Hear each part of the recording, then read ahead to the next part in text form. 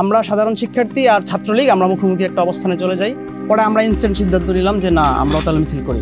হচ্ছে বিশ্ববিদ্যালয়ের মেয়েদের হলগুলো থেকে আরো অনেক স্টুডেন্ট এসে জড়ো হলো, প্রায় শতাধিক লোক জড়ো হয়েছে। মানে ইনস্ট্যান্ট এত লোক জড়ো হবে এটা আমরা ভাবি নাই। পরে আমরা শুনতে পারি যে আমাদের মিছিলের সাথে টাইম ক্ল্যাশ করে ছাত্রলীগ একটা বিক্ষোভ মিছিল ডাকে।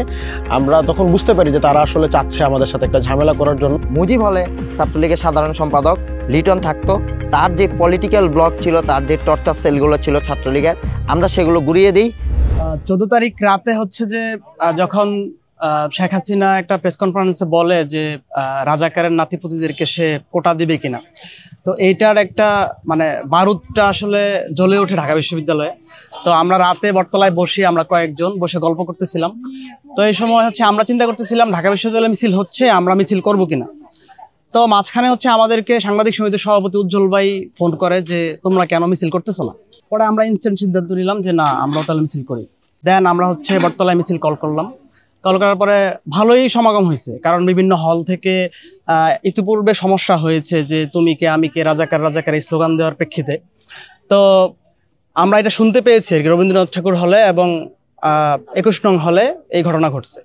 পরে আমরা মিছিল কল করলাম, লোকজন জড়ো হইলো, প্রায় শতাধিক লোক জড়ো হয়েছে। মানে ইনস্ট্যান্ট এত লোক জড়ো হবে এটা আমরা ভাবি নাই।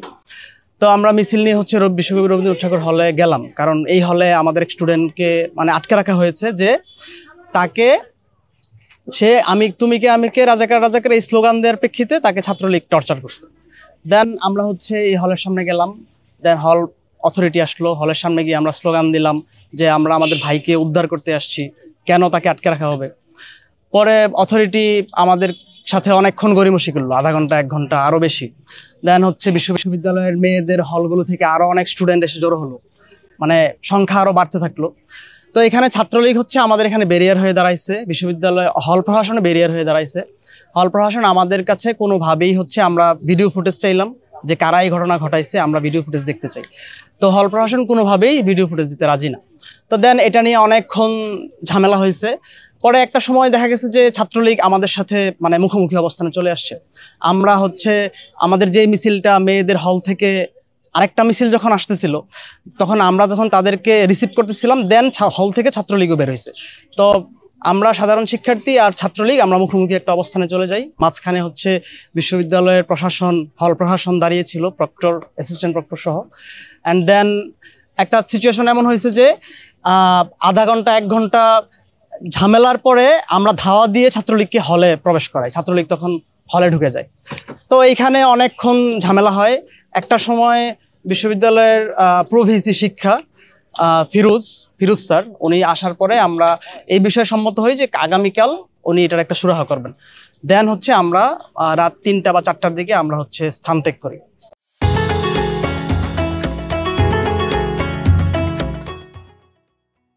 চোদ্দ তারিখ রাতের ঝামেলার পরে যখন হল প্রভোস্ট তখন পদত্যাগ করে, তার প্রেক্ষিতে এবং 15 তারিখ সারা দেশে আমাদের শিক্ষার্থী ভাই বোনদের উপর, কোটা সংস্কার আন্দোলনের ভাই বোনদের উপর যখন হামলা হয়, সেটার প্রতিবাদে আমরা সন্ধ্যায় একটা মশাল মিছিল ডাকি বৈষম্যবিরোধী ছাত্র আন্দোলন জাহাঙ্গীরনগর বিশ্ববিদ্যালয়ের ব্যানারে। পরে আমরা শুনতে পারি যে আমাদের মিছিলের সাথে টাইম ক্ল্যাশ করে ছাত্রলীগ একটা বিক্ষোভ মিছিল ডাকে। আমরা তখন বুঝতে পারি যে তারা আসলে চাচ্ছে আমাদের সাথে একটা ঝামেলা করার জন্য। আমরা ঝামেলা এড়ানোর জন্য আমাদের মিছিলটা আমরা আগায় নিয়ে আসি। পরবর্তীতে আমরা মশাল মিছিল থেকে বিক্ষোভ মিছিল হিসেবে আমরা আগায় নিয়ে আসি। পরে আমরা দেখি যে আমাদের মিছিল আগানোর পরে ছাত্রলীগও তাদের যে সময়টা সেটা তারা আগায় নিয়ে আসে। পরবর্তীতে আমরা ক্যাম্পাসে যখন মিছিল দেই, মিছিল যখন পুরো ক্যাম্পাস ঘুরে বঙ্গবন্ধু হলের দিকে যখন যায়, তখন আমরা দেখি যে ছাত্রলীগ একটা মিছিল নিয়ে বটতলার দিক থেকে আসতেছে। আমরা তখন শুনতে পারি যে ছাত্রলীগ আমাদের মিছিলে হামলা করবে। আমাদের সাংবাদিক বন্ধু যারা, ভাই বন্ধু যারা ছিল, তাদেরকে আমাদের সতর্ক করেছিল। কিন্তু আমরা কিছু বুঝে ওঠার আগেই অন্ধকারে একদম বঙ্গবন্ধু হলের যে মোড়টা, সেই মোড়টাতে আমাদের উপর অতর্কিত একদম হামলা করে এবং প্রথম হামলাটায় হাতুড়ি দিয়ে বাড়ি দিয়ে আমাদের এক সহযোদ্ধার মাথা ফাটিয়ে দেওয়া হয়। আমরা শুরুতে ছন্নছাড়া হয়ে যাই।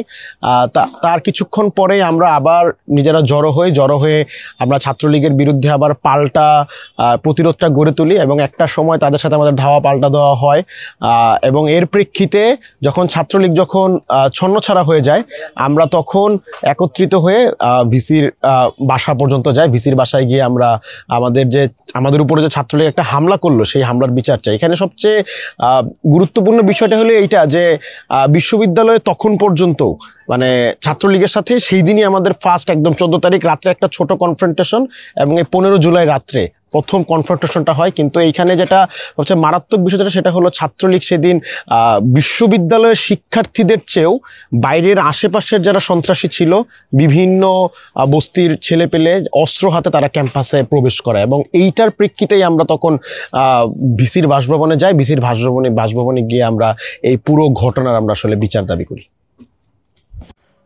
15 জুলাই সন্ধ্যায় শিক্ষার্থীদের উপর যে অতর্কিত হামলা করে ছাত্রলীগ, সেই হামলার বিচারের দাবিতে আমরা ভিসির বাড়িতে যাই। তখন ভিসি আমাদেরকে মানে সব সময় ক্ষেপণ করে এবং আমাদেরকে কোনো সদুত্তর দিতে পারছিল না।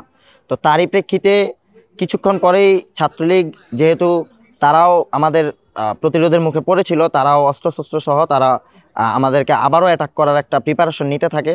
তো সেটা আমরা বিভিন্ন মাধ্যমে জানতে পেরেছি এবং আমরা ভিসিকে তখন জানাই। তখন ভিসি এসে আমাদেরকে একটা আশ্বাস দেয় যে তিনি বিষয়টা দেখবেন, বা আমরা তাকে যখন জানাই যে অস্ত্রশস্ত্র সহ বহিরাগতরা ছাত্রলীগের নেতৃত্বে এই ক্যাম্পাসে ঢুকে পড়ছে, তখন ভিসি আমাদেরকে একটা আশ্বাস দিল যে উনি 15 মিনিটের মধ্যে পুলিশ নিয়ে আসবেন এবং আমাদেরকে একটা সেফটি সিকিউরিটি এনশিওর করবেন। অথচ তিনি এটা না করে তিনি আওয়ামীপন্থী কিছু শিক্ষকদেরকে নিয়ে তিনি বাসায় অবস্থান করলেন এবং তিনি আমাদের কোনো ফোন রিসিভ করলেন না। এর মধ্যে ছাত্রলীগ ক্যাম্পাসে ঢুকে পড়ে আমাদেরকে অতর্কিত হামলা করে। তো অতর্কিত হামলার প্রেক্ষিতে আমরা ভিসির বাড়িতে অবস্থানে, আমরা গেট ভেঙে ভিসির বাড়িতে প্রবেশ করি নিরাপত্তার জন্য। কিন্তু সেখানে তো ভিসি আমাদেরকে নিরাপত্তা দিলেনই না, বরং লেলিয়ে দিলেন ছাত্রলীগ এবং বহিরাগত সন্ত্রাসীদেরকে আমাদের উপরে। এর কিছুক্ষণ পরে পুলিশ আসে, ছাত্রলীগ পুলিশি পাহারায় আমাদেরকে হামলা করতে থাকে। আমরা একেবারে নিরুপায় হয়ে পড়ি এবং মোটামুটি একটা আত্মসমর্পণের পর্যায়ে আমরা চলে যাই।